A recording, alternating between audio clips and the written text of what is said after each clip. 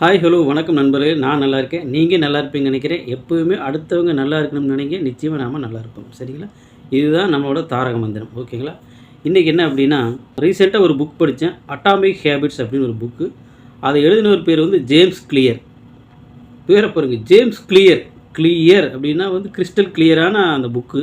அவர் என்ன சொல்லியிருக்காரு அப்படின்னா, தன்னோட அனுபவத்தை அந்த புக்கில் வந்து அப்படியே சொல்லியிருக்காரு. கிட்டத்தட்ட ஒரு 5 to 6 ஹவர்ஸு ஆடியோ ஃபார்மேட்டில் இருக்குது, வீடியோ ஃபார்மேட்டில் இருக்குது. அந்த புக்கை ரீசெண்டாக படித்தேன். உண்மையிலே வாழ்க்கையில் ஒவ்வொருத்தரும் படிக்க வேண்டிய புஸ்தகம். அதில் என்ன சொல்லியிருக்கிறார் அப்படின்னா, அவர் தன்னோட வாழ்க்கையாக அந்த அந்த புக்கில் அப்படியே வடிச்சிருக்கிறார். அவர் பேஸ்பால் நமக்கெல்லாம் தெரியும். நம்ம கிரிக்கெட் விளையாடுற மாதிரி ஃபாரினில் பேஸ்பால் வந்து ரொம்ப ஃபேமஸான ஒரு கேமு. அந்த பேஸ்பால் விளையாண்டுருக்கும்போது இவரோட ஃப்ரெண்டு தெரிஞ்சு செஞ்சார், தெரியாமல் செஞ்சார் தெரியல, அந்த பேஸ்பால் பேட்டை விட்டு எரிஞ்சிடுவார். அந்த விட்டு எரிஞ்ச அந்த பேட்டு வந்து நேராக இவர் முகத்தில் பட்டு என்னாகும் அப்படின்னா, மூளை கலங்கி போயிடும். மூளை கலங்கி போய் மண்டை எல்லாம் வந்து ஒரு இது மாதிரி ஆகி அந்த கிரவுண்ட்லேயே விழுந்துடுவார்.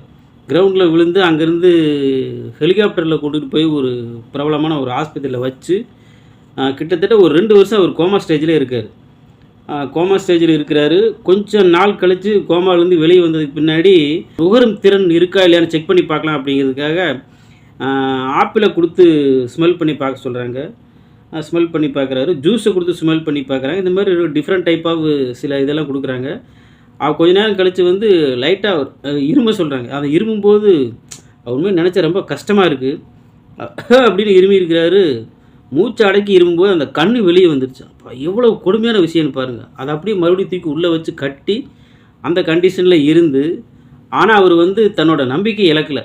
அப்படியே இருந்தோம் அப்படின்னா நம்ம நிச்சயமாக நடைப்பணமாயிரும் அப்படின்ட்டு தன்னோட பழக்க வழக்கத்தை கொஞ்சம் கொஞ்சமாக மாற்றி மறுபடியும் போய் ஸ்கூலில் சேர்ந்து, காலேஜில் சேர்ந்து, ஸ்கூலில் டாப்பர் ஆகி, காலேஜில் டாப்பர் ஆகி, அத்லெட்டிக்கில் சேர்ந்து, அத்லெட்டிக்கில் வந்து டாப்பர் ஆகி, அந்த மாதிரி அதாவது எல்லாத்துலேயுமே கோல்டு மெடல் தான். அதுக்கு என்ன காரணம் அவர் சொல்கிறார் அப்படின்னா, அட்டாமிக் ஹேபிட்ஸ். அட்டாமிக் அப்படிங்கிற வேர்ட்லேயே பார்த்தீங்க அப்படின்னா ஆட்டம் அப்படின்றது.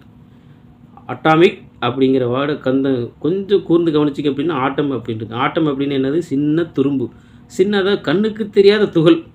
அந்த சின்ன சின்ன துகள்களாக தான் சேர்ந்து ஒரு அணுவாக மாறுது. அது ஒரு அணு வந்து ஒரு செயலாக மாறுது, ஒரு கருவாக மாறுது. சின்ன சின்ன ஹேபிட்ஸ் தான் ஒரு பெரிய சக்ஸஸுக்கு காரணம் அப்படின்னு அவர் கண்டுபிடிச்சி தன்னோட டெவலப்மெண்ட்டை கொஞ்சம் கொஞ்சமாக ஸ்டெப் பை ஸ்டெப்பாக வளர்த்து ஒரு பெரிய லெவலில் சக்ஸஸ்ஃபுல் பிஸ்னஸ்மேன் ஆகிட்டார்.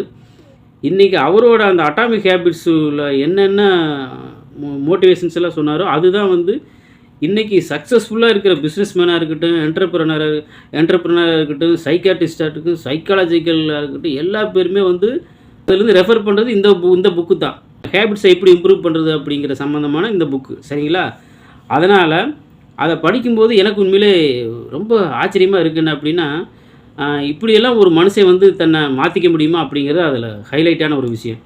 ஏன்னா மற்ற மனுஷனாக இருந்திருந்தால், அதாவது மனதளவில் நொறுங்கி, உடலளவில் நொறுங்கி வாழ்க்கையே முடிஞ்சு போயிருக்கும் அப்படின்னு நினச்சிக்கிட்டு இருக்கக்கூடிய எல்லாத்துக்கும் அந்த மாதிரி தான் இருக்கும். ஆனால் அவர் தன்னோட அந்த சின்ன பழக்க வழக்கத்தை கொஞ்சம் கொஞ்சமாக மேம்படுத்தி பெரிய லெவலில் சக்ஸஸ்ஃபுல் மேன் ஆகிட்டார் அப்படிங்கிறது உண்மை.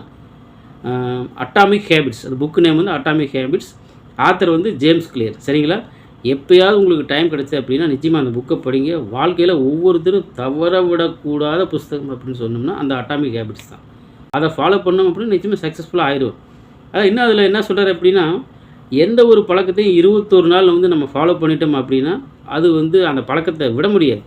நல்ல பழக்க வழக்கமாக இருந்தாலும் சரி, கெட்ட பழக்க வழக்கமாக இருந்தாலும் சரி, 21 நாள் நீங்கள் ஃபாலோ பண்ணிட்டீங்க அப்படின்னா அது வந்து சப்கான்ஷியஸ் மைண்டில் உட்காந்துரும். அது நம்மளோட வேறு லெவலுக்கு கொண்டுட்டு போகும் அப்படிங்கிறது அவர் கண்டுபிடிச்சது தான். ஸோ அந்த மாதிரி நீங்கள் நல்ல பழக்க வழக்கம் ஆகணும் அப்படின்னா கொஞ்சம் படிங்க. நம்ம புக்கு படிக்கணும் அப்படின்னா ஒரே நாள் 100 பக்கத்தை படிச்சிட முடியாது. இன்றைக்கி ஒரு 2 பக்கத்தை படித்தோம் அப்படின்னா அது வந்து நாளைக்கு இன்னும் 2 பக்கத்தை படிக்க தோணும். ஆனால் இன்றைக்கி அதை நம்ம படிக்கணும். இன்றைக்கி நம்ம எக்ஸசைஸ் பண்ணுறோம் அப்படின்னா இன்றைக்கி ஒரு அட்லீஸ்ட்டு ஒரு 5 நிமிஷமாவது பண்ணுறதுக்கு முயற்சி எடுக்கணும். 5 நிமிஷமாவது பண்ணணும். அப்போ தான் அடுத்த நாள் வந்து ஒரு 10 நிமிஷம் பண்ணுறதுக்கு வரும்.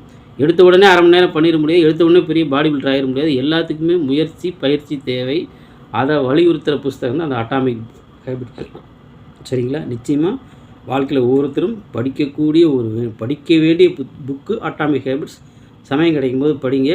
நல்ல நிலைமைக்கு வருவோம் அப்படிங்கிறது அந்த புக்கில் வந்து அதில் உள்ள ஃபாலோ பண்ணாலே போதும். பெரிய லெவலில் நம்ம ஒன்றும் எஃபர்ட் போட தேவையில்லை. சின்ன லெவல்லே போட்டு போய் பெரிய லெவலில் வரலாம் அப்படிங்கிறதுக்கு ஒரு நல்ல உதாரணம் அந்த அட்டாமிக் ஹேபிட்ஸு. ஸோ அந்த புக்கை படித்து நீங்களும் ஒரு நல்ல நிலைமைக்கு வருவீங்க அப்படின்னு நினைக்கிறேன். Thank you very much.